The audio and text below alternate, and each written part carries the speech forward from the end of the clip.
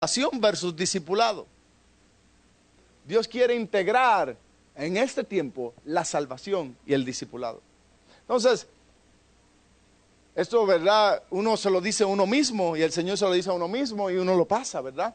Pero en cada acto, en cada movimiento que uno haga de proclamación del Evangelio, de las buenas nuevas, uno tiene que planear el discipulado.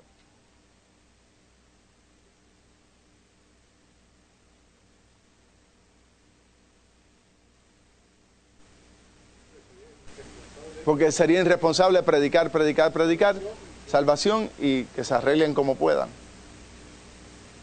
Es necesario. Y es necesario entonces que nosotros nos capacitemos, como estamos haciendo en este lugar, para discipular a otros. Hechos 11:26, cuando lo encontró, le trajo con él a Antioquía. Se reunieron con la asamblea por todo un año y enseñaron a la gran multitud. También fue a Antioquía que los discípulos fueron llamados Nostrim, nazarenos, por primera vez.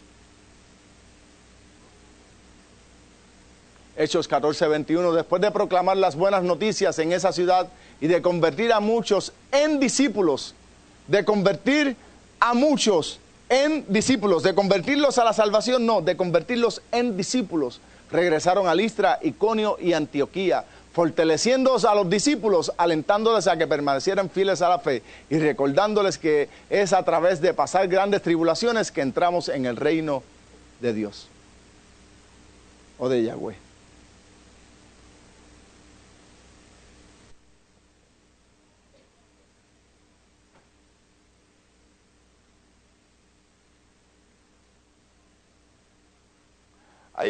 Hay tres versiones que les puse aquí bíblicas que nos hablan acerca del Evangelio del Reino de Dios.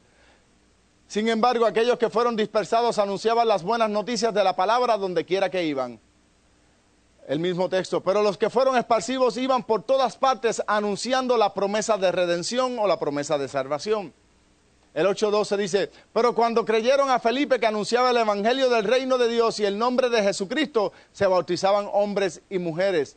Pero cuando creyeron a Felipe que anunciaba la promesa de la redención de Dios y les enseñaba la identidad, misión y autoridad dada a Yeshua HaMashiach o a Jesús, se purificaban en agua hombres y mujeres. Y a mí me gusta esa. ¿Por qué razón puse esa? Porque nos expresa mucho más allá de salvación. No solamente anunciaban salvación, sino que anunciaba la promesa de redención, las buenas nuevas de salvación. Les enseñaba la identidad, misión y autoridad de Jesús. Y ahí estamos nosotros incluidos. En la misión, en la autoridad, en la identidad de Jesús estamos nosotros incluidos. Por eso estamos en este lugar. Porque tenemos misiones específicas. Y luego se purificaban en agua hombres y mujeres. Hay un término hebreo, el magid, que era un predicador itinerante como el que hemos tocado adelante, que era diferente al rabí o al maestro. Este tenía el puesto, después de que el templo cesó, dentro de la sinagoga o el Bet Midrash, la casa de estudio, este tenía el puesto de ser itinerante, de ir por distintas casas de estudio, de ser un itinerante, un evangelista. No era maestro como aquel, sino era un anunciador, un evangelista. Luego el término entonces se le comienza a traducir en evangelista, anunciador del reino, de la identidad, de la manifestación, de la misión y la autoridad del Mesías. Entonces, para mí una buena definición de un evangelista es uno que anuncia el reino, no la salvación. Es uno que anuncia el reino. Es uno que habla de la identidad, de la misión y la autoridad de aquel que es rey de un reino, Jesús.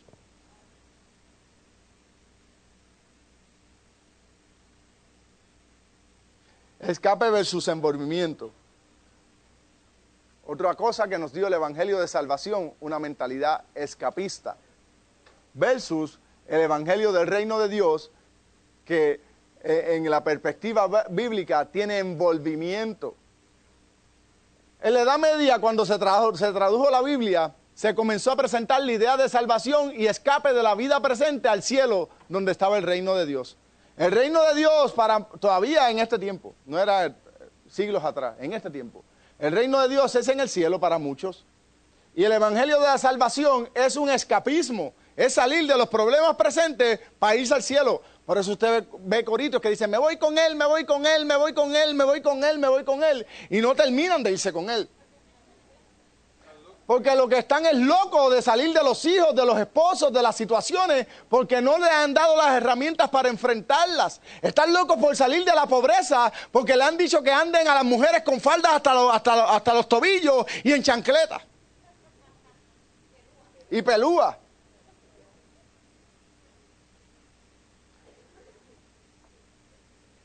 Y ese era el contexto del evangelio de la salvación, escapismo de la edad presente. Eso es una depresión severa con ya el borde del suicidio. Es lo mismo, no tiene diferencia, que me perdonen. Es teológicamente un disparate, pero para mí no tiene diferencia. Yo estar todos los días diciéndole al Señor, Señor, ven, me quiero ir sin ningún compromiso social. Eso es como coger un revólver y decir, me quiero pegar un tiro porque quiero salir ya de esta vida. Para mí, ¿verdad? Para mí no tiene que ser igual para ti. La salvación era o es un aspecto espiritual donde éramos liberados de este mundo para muchas personas. Ahora, la idea bíblica acerca de la salvación es todo lo contrario, desde la perspectiva bíblica y hebrea. No era ser librado del mundo, sino conocer el poder, la presencia de Dios para transformar la vida y la sociedad. Eso es evangelio del reino. La palabra hebrea que significa salvación Jesús mismo significa salvación. Yahshua o Yeshua, de donde proviene Yeshua, salvación. En la Biblia este verso era utilizado o es utilizado como idea, no era utilizado como idea de escape, sino como liberación del mal y de la opresión, seguridad, prosperidad, victoria. La idea de Zacarías al referirse a Jesús plasmaba la idea de la liberación de los enemigos de Israel en la tierra. Miren, primero vamos a tocar el primer punto, para no mezclar las cosas. El primer punto. La salvación es integral. No es escapismo y es integral. Cuando nosotros hablamos de salvación, hablamos de liberación. Hablamos de sanidad. Hablamos de prosperidad. Hablamos de gozo. Hablamos de que se va la opresión. Cuando usted lee Isaías 61, está todo implicado allí. Y la palabra salvación lo implica también. Es el significado de la palabra salvación. El ser librados, el ser salvos. Entonces, para su perspectiva y para la perspectiva de Jesús, ¿por qué nosotros hoy en día, en muchas ocasiones nosotros decimos, ¿por qué operamos tan distinto? Porque nosotros dividimos la palabra salvación por la misma problemática.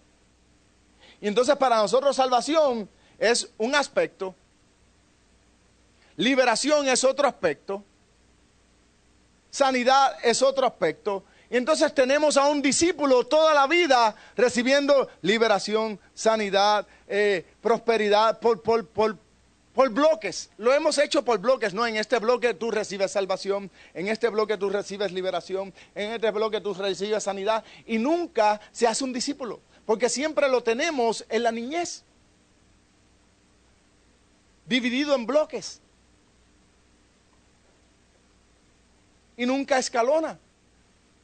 ¿Cuál es la diferencia de Jesús? Cuando Jesús proclamaba el evangelio del reino de Dios y no da salvación, lo que te expliqué es evangelio de salvación. Cuando Jesús proclamaba el evangelio del reino de Dios, ¿qué pasaba?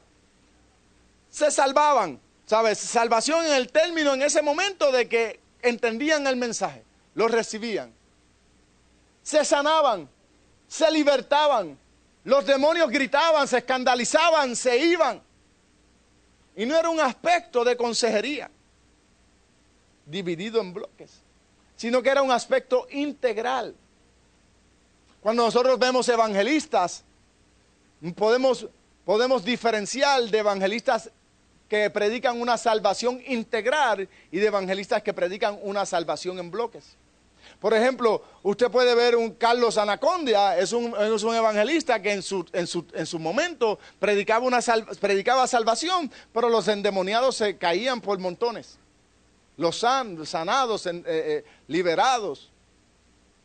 Entonces, nosotros tenemos que comprender que la palabra salvación incluye todo lo demás. Entonces, cuando tú estés hablando acerca de las buenas nuevas a alguien y esa persona esté enfermo, comprende y entiende que el aspecto solamente de esa persona, entender las buenas nuevas y recibir al Salvador, en ese mismo instante puede recibir también sanidad, va a recibir liberación. Va a recibir liberación porque la Biblia dice que fuimos tomados de un lugar y fuimos traspuestos a otro, de las tinieblas a la luz. O sea, que la persona en ese momento hay una transferencia de liberación, donde demonios están saliendo y donde está siendo puesto en otro lugar. Después quizás hay que trabajar con aspectos de carácter y demonios que están en áreas específicas operando, ¿verdad? Pero la salvación era un aspecto integral. Ahora, la segunda parte de eso que he puesto allí, la parte de Zacarías, cuando Zacarías era el padre de Juan el Bautista, sumo sacerdote en su tiempo, cuando Zacarías habla de Jesús, habla y dice, y habla de la liberación de los enemigos de Israel en la tierra. Entonces, miren lo que significaba para Zacarías el reino de Dios. Jesús vino a predicar el mensaje del evangelio del reino de Dios. Y lo hemos visto en varios versículos, vamos a ver unos cuantos más. Ahora, cuando Zacarías habla de Jesús, Zacarías no estaba esperando a alguien que viniera a salvarlos en el cielo y a liberarlos en el cielo. Estaba también esperando a alguien que iba a traer una liberación terrenal del reino de Dios y muchos de los discípulos. Y voy a decir algo que quizás te alarme. Pero hoy en día nosotros tenemos que definir muchas cosas acerca del cielo. ¿Por qué razón? Porque primero no tenemos una mentalidad escapista. Segundo, hemos definido o hemos hablado claro acerca de lo que era el rapto, de lo que era, de lo que era, de lo que no es o de lo que no es. Entonces, en muchos aspectos vamos a vivir situaciones extremas terrenales, pero también vamos a vivir situaciones de liberación terrenal que tienen que ver con reino. Cuando nosotros hablamos, por ejemplo, de la gran cosecha, ¿qué tú crees que es la gran cosecha? Para tu mente, ¿qué es la gran cosecha? ¿Muchas almas viniendo al Señor para ser salvas? No, eso no es la gran cosecha. Si muchas personas vienen al Señor y nosotros tenemos el grado y el mensaje de revelación en el cual estamos creciendo y seguimos enseñando de la perspectiva correcta, bíblica correcta, a la cual estamos profundizando como iglesia en sentido general, vamos a tener muchas personas que están saliendo de las tinieblas a la luz y que comienzan a hacer un efecto terrenal.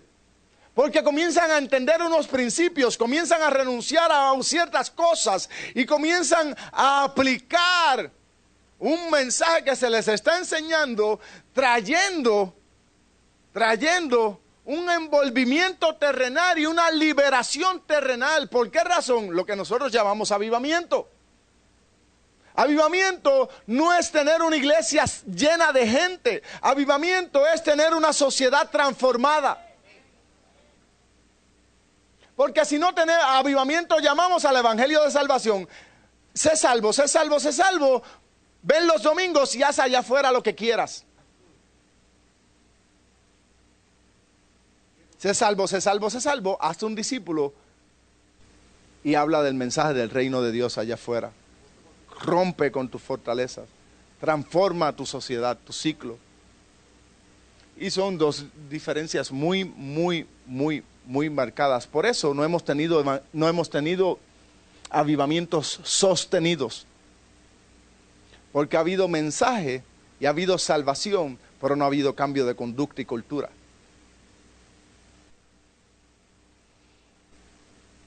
Abajo y en las notas debes tener los